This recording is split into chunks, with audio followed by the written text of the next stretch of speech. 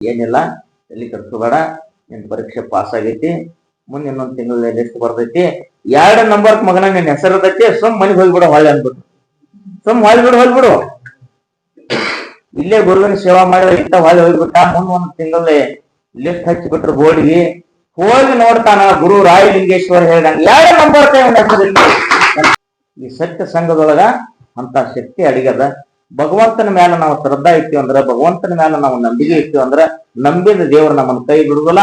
ಆ ಗುರುನಾಥ ನಮ್ಮನ್ನ ಕೈ ಹಿಡಿದ ನಡೆಸ್ತಾನೆ. ಒಂದೇ ಒಂದು ಉದಾಹರಣೆ ಹೇಳ್ತೀನಿ ತಮ್ಮ ಮುಂದ.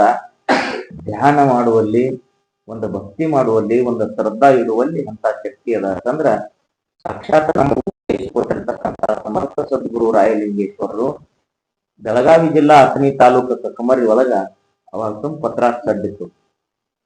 ಹೊರಗ ಅಂಗಳದಾಗ ಎಲ್ಲ ಉಸಿರು ತಿರುಗಿದ್ರು. ಉಸಿಕಿನಾಗ ಒಂದು ಬರ್ಸಲ ಹಾಕೊಂಡು ಮುಕ್ಕೊಂಡು ಬಿಡ್ತಿದ್ರು. ಮುಂಜಾನೆ 9 ಗಂಟೆ ಆಗಿತ್ತು. ಅದೇ ಕಕ್ಕಮರಿ ಒಳಗಿನ ಒಂದು ಹುಡುಗ 3 ಸಾರಿ SSLC ಫೇಲ್ ಆಗಿದೆ. 3 ಸಾರಿ ಫೇಲ್ ಆಗಿದೆ. ತಾಯಿ ಹಿಡಿದ್ಬಿಟ್ಟಿತ್ತು. ಏನ್ ಮಾಡ್ಬೇಕೇನು ನಮ್ಮ ಮಗನಿಗೆ, ಏನ್ ಮಾಡ್ಬೇಕು, ಹೆಂಗ್ ಮಾಡ್ಬೇಕು ಅಂತ ಚಿಂತೆ ಆಯ್ತು. ಅವಾಗ ತಂದೆ ಹೇಳಿದ್ರು, ಇದು 3ನೇ ಬಾರಿಪ್ಪ, ಹೆಂಗ್ ಮಾಡ್ತು ನೋಡು, ಮಾನ ಪ್ರಾಣ ಎಲ್ಲ ನಿನ್ನ ಕೈಯಾಗ ತಾಯಿ ತಂದೆ ಅಂದ್ರು. ಅವು ಅಂದ, ಏನ್ ಮಾಡಿದ್ರು ವಿದ್ಯಾ ನನ್ನ ತಲೆಗೆ ಹತ್ತು, ಇದು ಲಾಸ್ಟ್ ಐತಿ, ಇದ್ರಾಗ ಪಾಸ್ ಆದ್ಮೇ ಆಗೇ ಹೋಯ್ತು. ಪಾಸ್ ಆಗಲಿಲ್ಲ ಅಂತಂದ್ರ ಹೆಗಲ ಮ್ಯಾಲ ಸನಿಕಿ, ಕೈಯಾಗ ಹುಡುಗನ ನಾ ರೈತ ನಮಸ್ಕಾರ ನಮ್ಮ ಒಬ್ಬಂದ್ರು ದೂರ ನೋಡಿದ್ರು.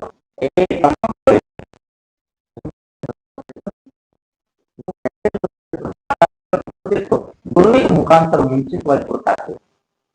ಭಾರತಮ್ಮ ಅಂದ್ರು, ಬಂದ್ರಿಪ್ಪ ಅಂತಂದ. ಗುರುವಿನ ಪಾದಿಗೆ ನಮಸ್ಕಾರ ಮಾಡಿದ. ಏನ್ ಮಾಡೋ ಯಪ್ಪ, ಪರೀಕ್ಷೆದವ್ರಿ ಅಥಣಿಗೆ ಹೋಗ್ಬೇಕಾಗ ಹಿಂಗ ಹೋಗುವಂತೆ ಕಾಲು ಒತ್ತುವ.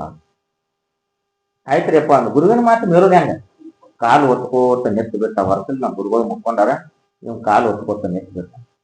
ಕಾಲು ಒತ್ಕೋತ ನೆತ್ತು ಬಿಟ್ಟ. ಜಂಪ್ ಹತ್ತಾಗತ್ತು. ಏನ್ ಬಿಟ್ಟು ನಾ ಸಾಲಿಗೆ ಹೋಗ್ಬೇಕ ಅಂತಿದ್ದು ಕೈ ತೆಗದ. ಕೈ ತೆಗಿಬೇಡ, ನಾ ಸಾಕನ್ನು ಮಠ ಒತ್ತದ ಮಗನ ಅಂದ್ರು. ಇನ್ನೇನ್ ಮಾಡ್ಬೇಕ್ರಿ, ಗುರುವಿನ ವಾಕ್ಯ. ಆಯ್ತ್ರಿಯಪ್ಪ ಅಂದ. ಇವತ್ತು ಆಯ್ತು ಏನ್ ಮತ್ತವ ಮಾತು ಕೊಟ್ಟು ಬಂದ ಅದೇ ಏನ್ ಸರಿ ಇಲ್ಲ ಅಂದ. ಹಂಗೆ ಇವ್ ಕಾಲು ಒತ್ತಾಕತ್ತ. ಮುಂಜಾನೆ 9ರಿಂದ 10 ಆಯ್ತು, 10ರಿಂದ 11 ಆಯ್ತು, 11ರಿಂದ 12 ಗಂಟೆ ಆಯ್ತು. 1 ಗಂಟೆ 15 ನಿಮಿಷ ಕಮ್ಮಿತ್ತು. ಅಲ್ಲಿ ಪರೀಕ್ಷೆ ಮುಗಿದು ಹುಡುಗರು ಸಾಲಿ ಬಿಟ್ಟು ಇಲ್ಲಿ ಹುಡುಗರು ಯಾತ್ರಾದ್ರು. ತಮ್ಮ ಇವೆರಡು ಬೋಲ್ ನೋಡು, ಒಂದಿಟ ತಯಾರ್ತು ಅಂದ್ರು. ಈ ಬಲ್ ಕಂಡ ಈ ಕೊಂಡ ರಕ್ತ ಆಡ್ತಿದ್ದು ಗುರುಗಳು. ರಕ್ತ ಆಡ್ತಿದ್ದು ಗುರುಗಳು. ಏನ್ರಿ ಗುರು? ಏನಿಲ್ಲ, ಎಲ್ಲಿ ಕಟ್ಸ್ಕೋಬೇಡ, ನಿನ್ ಪರೀಕ್ಷೆ ಪಾಸ್ ಆಗೈತಿ, ಮುಂದೆ ಇನ್ನೊಂದ್ ತಿಂಗಳ ಲಿಸ್ಟ್ ಬರ್ತೈತಿ, 2 ನಂಬರ್ ಮಗನ ನಿನ್ ಹೆಸರದೈತಿ, ಸುಮ್ ಮನೆಗೆ ಹೋಗ್ಬಿಡು ಹೊಳ್ಳಿ ಅಂದ್ಬಿಟ್ಟು. ಸುಮ್ ಹೊಳ್ಬಿಡು. ಇಲ್ಲೇ ಗುರುವಿನ ಸೇವಾ ಮಾಡಿದ್ರೆ ಇಂತ ಹೊಳ್ಳಿ ಹೋಗ್ಬಿಟ್ಟ. ಮುಂದ್ ಒಂದ್ ತಿಂಗಳಲ್ಲಿ ಲಿಸ್ಟ್ ಹಚ್ಚಿಬಿಟ್ರು ಬೋರ್ಡ್ಗೆ. ಹೋಗಿ ನೋಡ್ತಾನ ಗುರು ರಾಯಲಿಂಗೇಶ್ವರ ಹೇಳ್ದಂಗ 2 ನಂಬರ್ ಹೆಸರಿಲ್ಲ. ಅಂತ ಶಕ್ತಿ ಇರ್ಬೇಕು ಗುರುವಿನಲ್ಲಿ. ಹಂಗ ಗುರುನಾಥ ಕಾಯ್ತಾನ.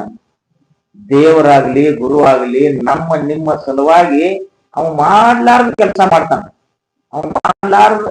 ಮಾಡ್ತಾನ. ಅದನ್ನ ಹೇಳಿದ್ರೆ ನಮ್ಮ ಜನ್ಮಕ್ಕೆ ನಾಚಿಕ್ ಬರ್ತದೆ.